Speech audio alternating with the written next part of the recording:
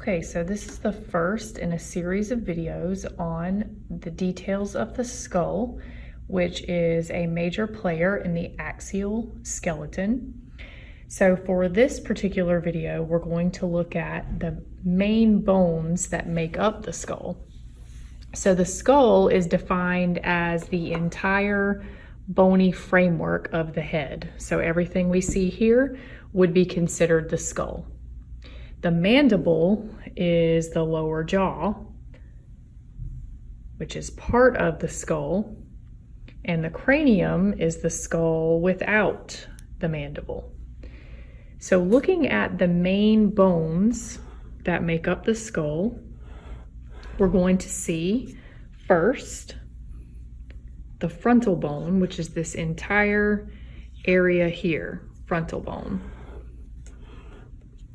Okay, so all of this frontal bone.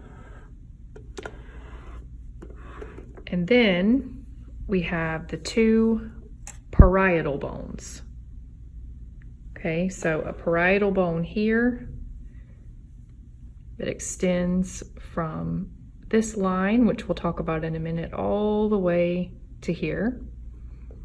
And then a second parietal bone from that line all the way over to here. We also have the temporal bones. So this is a temporal bone right here, what you would call your temple.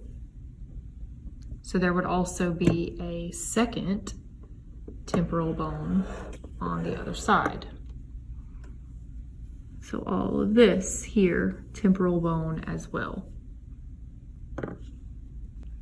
So the occipital bone is going to be this bone located here in the back. So around these major bones, we're going to find structures called sutures. And a suture is a type of articulation or joint where bones come together and there is no movement.